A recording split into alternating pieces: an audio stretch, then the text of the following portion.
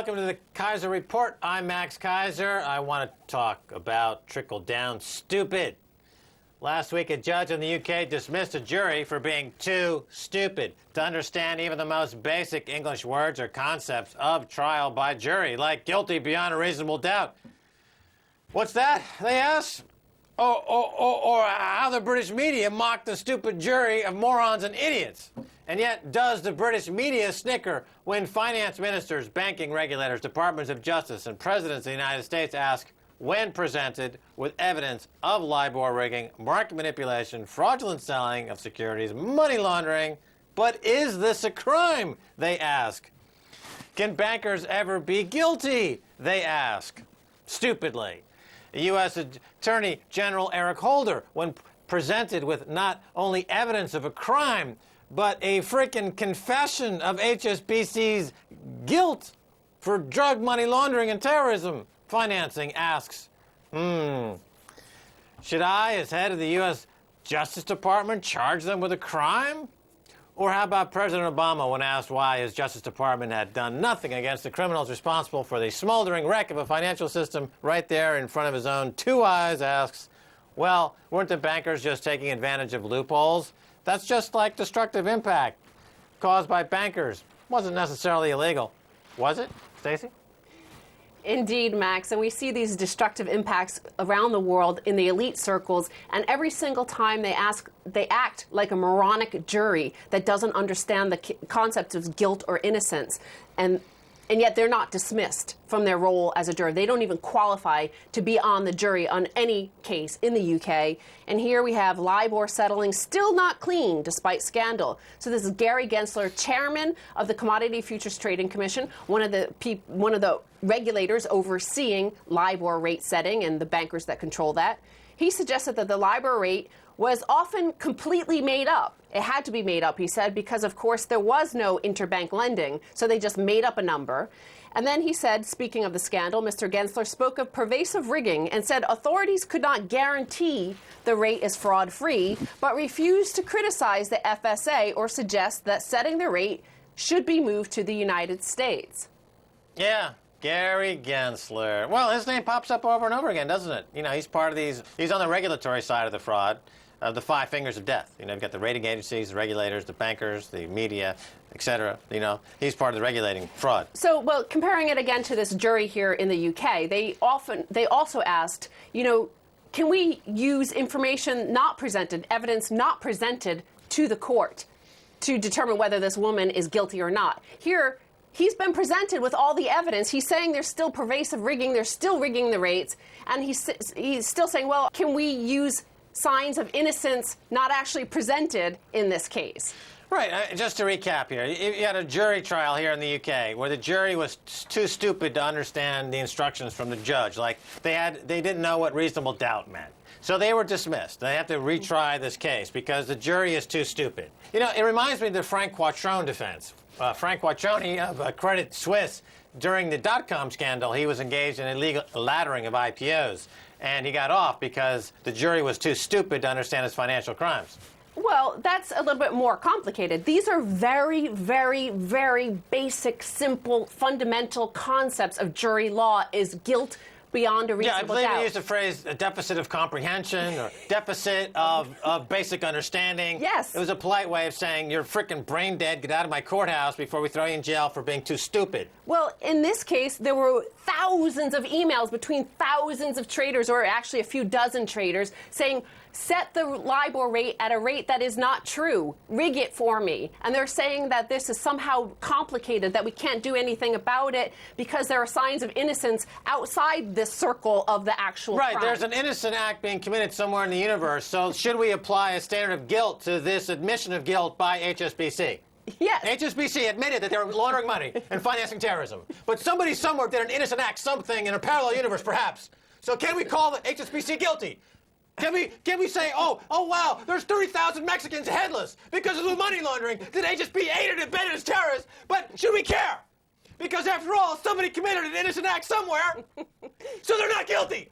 You know, the same thing going back to the Bush administration and the Obama administration. Send in a drone, go murder somebody because somebody might not know what's going on if, in fact, we look at the stupid return and revert it inside a picture of a refraction of a mirror because we're that stupid. Well, let's turn back to the BBC interview with Gary Gensler, chairman of the CFTC, responsible for these LIBOR riggers. Pervasive rate rigging. So where we need to go is we need to go to something that is far better for the public, that can't be so easily manipulated. So are you suggesting the doing away of LIBOR? Well, I'm suggesting that any reference rate has to be based on facts and not be fiction. It has to be based on real transactions. And the challenge here is banks are no longer essentially lending to each other. So what is LIBOR? It's something that in the past banks were supposedly lending to each other, but now they don't. So again, he doesn't understand basic concept. The word is fraud. It's the LIBOR rate should be based on fact, not fraud. He says it should be based on fact, not fiction. Fiction is not the same thing as fraud.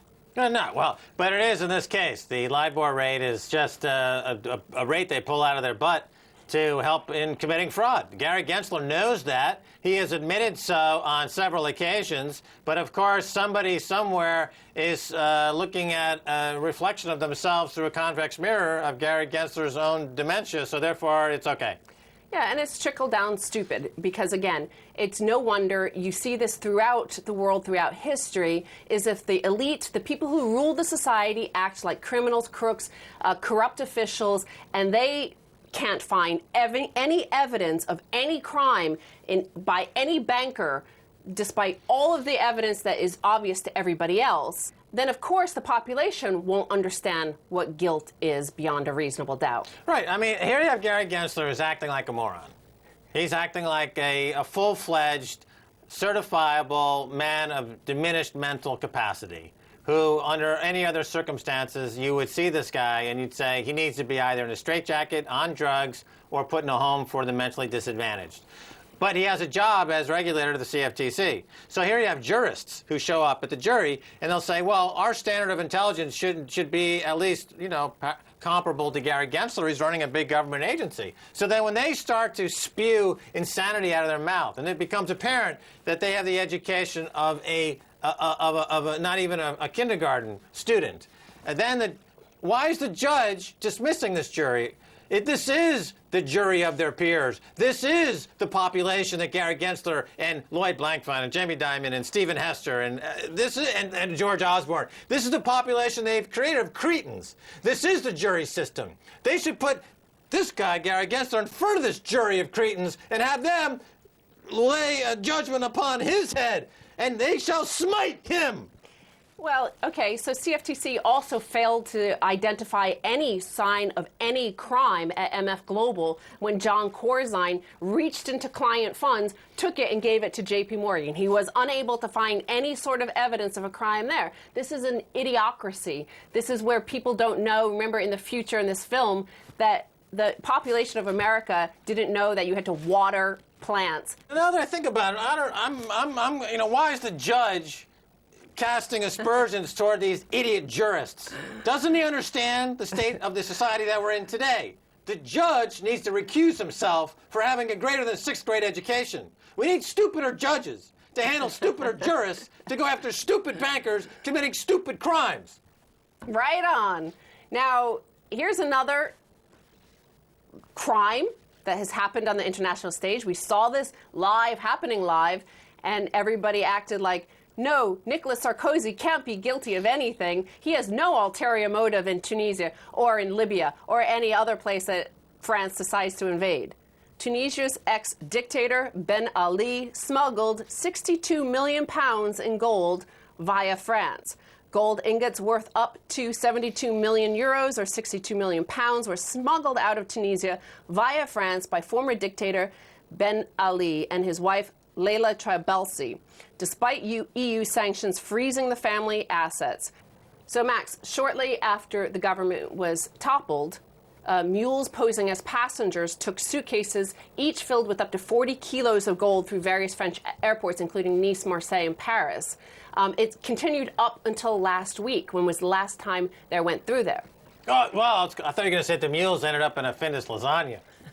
But no. So, well, you know, these North African dictators, that's a lot of couscous and harissa sauce we're talking about. They got to protect their future purchases, so they've got gold, naturally. And Sarkozy caught in criminal behavior, but I think that there's nobody's shocked there, right? So this revelation came via Nice Matin, the newspaper in the south of France, and they interviewed some custom officials at Nice Airport. The custom officials at Nice Airport said, we never usually see gold coming through here. So when the third Tunisian came forward saying he carried 10, 20, or 40 kilos in ingots, we told ourselves that we had a little problem. When we found out that the same thing was happening in Marseille or Paris, we told our superiors.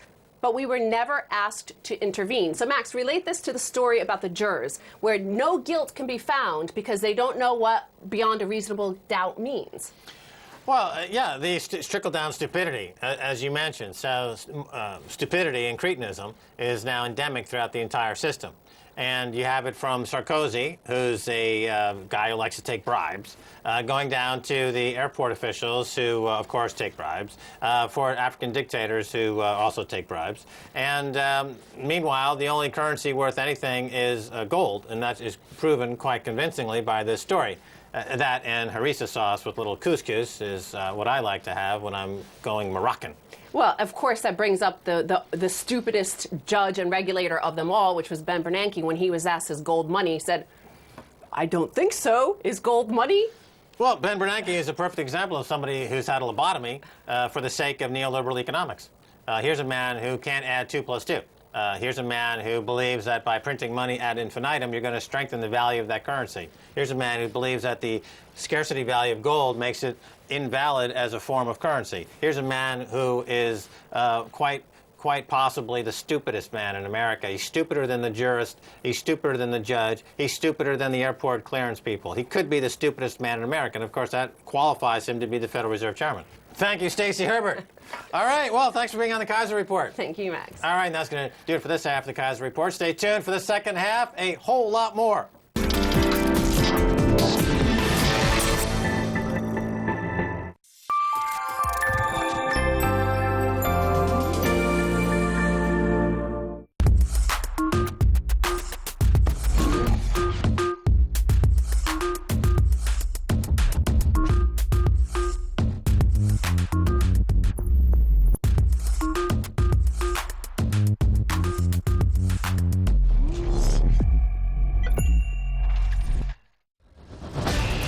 Permission free. Accreditation free. Transport charges free. Arrangement free. Risk free. Stereotype free. Download free broadcast quality video for your media projects at freevideo.rt.com. Rollin', rollin', rollin', rollin', rollin', rollin', rollin', rollin', rollin', rollin', rollin', rollin'.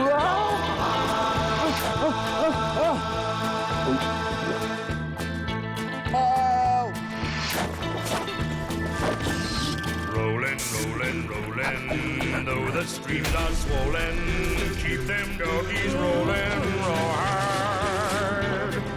Rain and wind and weather, hell bent for leather, wishing my gal was by my side. All the things I'm missing, good bills, love and kissing, are waiting at the end of my ride.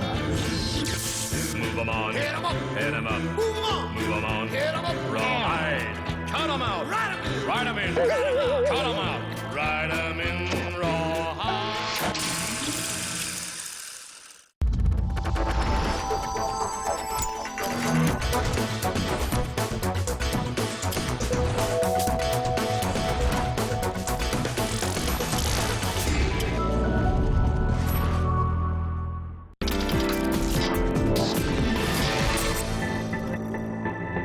Welcome back to the Keiser Report. I'm Max Keiser.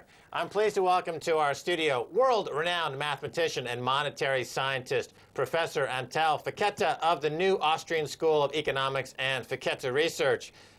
Professor, welcome to the Keiser Report. Thank you, Max. It's a pleasure to be here. People are extremely excited to have you on the show. Now, others have copied you, but it was you who pioneered the importance of observing the gold basis as a sign of global financial distress. Explain gold basis and what it is currently telling us about the global financial system.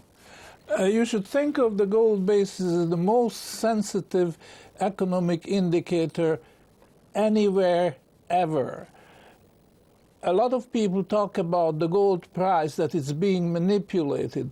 Well, I tell you, the gold basis cannot be manipulated. Okay, what is the basis?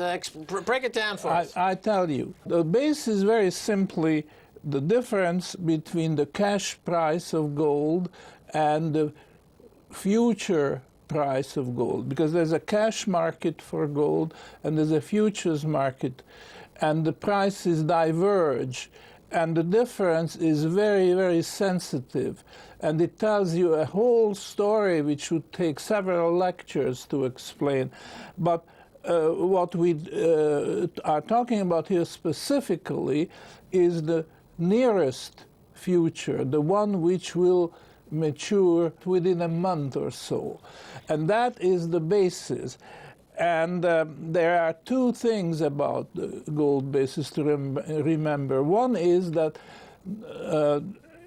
it's anomalous and highly irregular if the gold basis becomes negative, which means that the future price goes to a discount as against the cash price. Okay, let me jump in because when I was working on Wall Street, I traded options, and of course, when you're trading on the options market, the near-term option is trading at a discount to the longer-term option because gold or any option. When you price options, typically, so time has some value.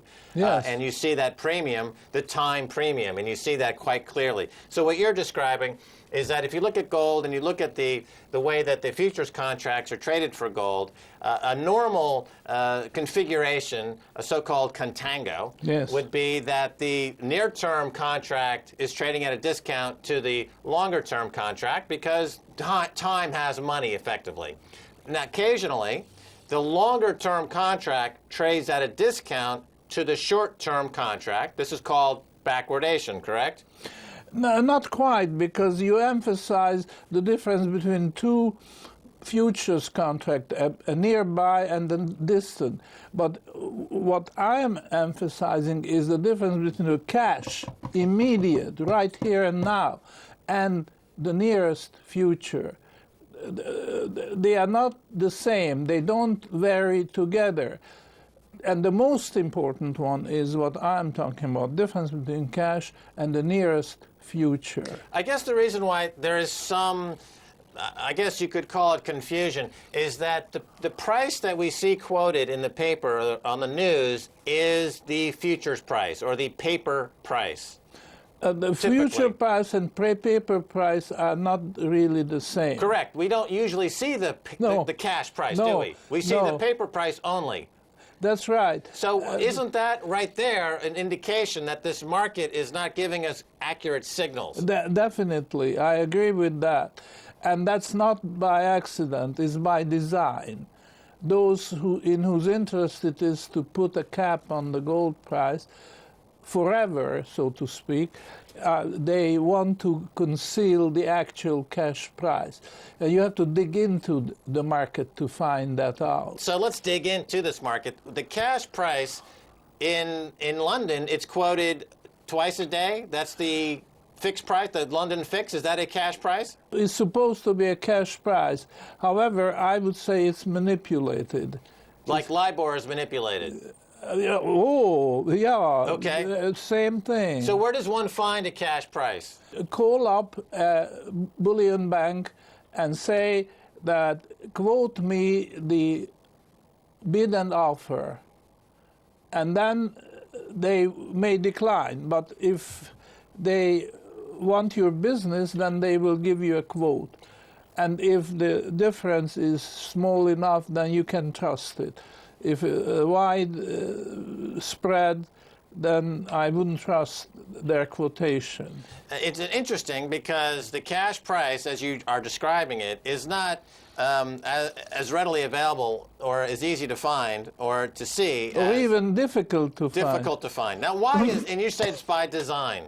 Now, why would that be? I mean, I think the answer is that there's an emphasis on the paper markets over something hard like gold and silver. Is That's that what, right. Okay, talk about that. That's the name of the game, to exchange as little gold as possible and as much gold, paper, futures as possible. Because that's where the money is, that's where the profit is, that's where the bullion bank is.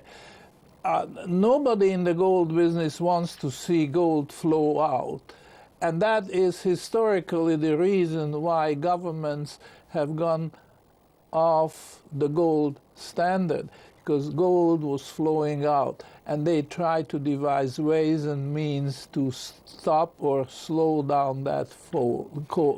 But when you have the wrong policies, you cannot stop it. Gold is going to flow like water from the high ground to the low ground. And this is exactly what's happening today, except that it's not the governments who are calling the tunes, but the bullion banks and those who stand behind them. Okay, I want to just touch again on this idea of backwardation. And just to be clear, we're speaking about the cash price versus the futures price. And when the futures price is trading at a discount to the cash price, the market is in backwardation.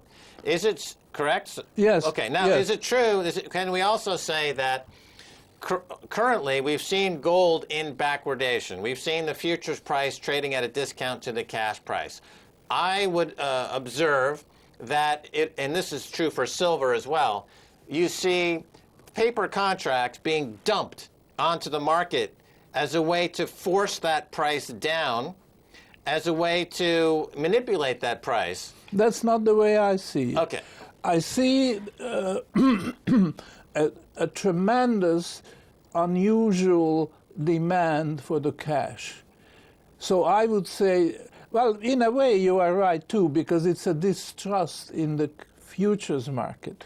And so those who have large positions are, as you say, dumping the future contracts. The gist of the matter is the demand for the cash. So in the case of, let's say, Germany, who's repatriating their gold, they want the gold, the real stuff, and that pushes the cash price higher. Is that a fair statement? Well, that's the pedestrian explanation. I'm just a tourist here. I'm not a professor. I am trying to just broker this knowledge through the television tube. But it's just a show, because the Germans are not free agents. The German government, the German the Bundesbank is not a free agent. They do what the Americans want them to do. So I think it's just for the public consumption. You know, another way of putting it is that it's a trial balloon. They don't really know how much actual demand there is for cash gold. So they are occasionally letting trial balloons up to see the wind. Okay. I think we're nibbling around the same ideas from a slightly different perspective. You have written a piece, The Last Contango in Washington. You say policymakers have been preparing for permanent backwardation in the world's gold futures market. Okay, so we've explained what backwardation means. You're saying we're heading to permanent backwardation. Talk about that. Well, perhaps preparing for permanent backwardation is not the right expression. This was written several years ago. Today, I would reformulate and say they are very much afraid of the possibility of permanent backwardation. They are realizing that this is the main danger, because this means internal bleeding. You don't see it. But when sporadic backwardation becomes permanent, that's internal bleeding, which is fatal. And they now realize that they just have to prevent that. Okay, another word for permanent backwardation could be gold standard. No, no. Permanent backwardation means barter, as opposed to Barter, but then gold becomes an integral part of the economy in a way that it's not now. Going back to what you said a moment ago, Professor, you were saying that the reason why you have the futures market and why it's set up the way it is because of the money that is made by trading gold derivatives. And we don't see a lot of trade in cash gold. We see gold derivatives. Yes. We see derivatives throughout the banking system. Yes. That's where the money is. That's where the money is. If in fact gold emerges and it goes into what you can call permanent backwardation, you can call it's used as barter. It's used as something of currency, which is not classified as a currency right now. This, in effect, would take money away from the derivatives traders today, and they would do anything to stop that, correct? They would. You see, they didn't see that clearly, say, 2, 3, 4 years ago. But now, every day, they realize that this is the problem. The cash gold is disappearing. It's just going into hiding. And they have to stop that flight by hook or crook. And that's for the first time. Okay, but no, let's talk about this. So in other words, we mentioned Germany repatriating gold. Venezuela has been repatriating their gold. They've also been devaluing their currency. So here we see the two things working at the same time. The paper market and the derivatives are being devalued, and gold is being revalued. And so there is, as paper becomes debased, and people start looking for gold, you're saying there's a situation where they're beginning to wake up to the fact that there's not much gold around. Well, that's the same story as the proverb, a bird in hand is worth a dozen in the bush. You see, the bird in the bush is the paper gold. Well, I think that it's a bird in hand is worth two in the bush. I think by having a dozen in the bush, you're talking about inflation. Yeah, but more than that, it means that you may not have something to eat tomorrow. I mean, if it comes down to the nitty-gritty. You've ended the interview on a cliffhanger, Professor. We have to say goodbye for this part of the interview, but you've left it on a very intriguing point. We're going to continue this on the next show, if that's okay with you. Oh, by all means, let's do that. Thank you very much. Okay, excellent. And that's all the time we have for this edition of the Keiser Report with me, Max Keiser, and Stacy Herbert. I'd like to thank our guest, Professor Fekete of FeketeResearch.com. Make sure you watch the second half of our interview when we'll talk about silver backwardation, manipulation, and liberation. You'd like to contact us, you can email us at keiserreport@rttv.ru or tweet us at Keiser Report. Until next time, Max Keiser saying bye, y'all.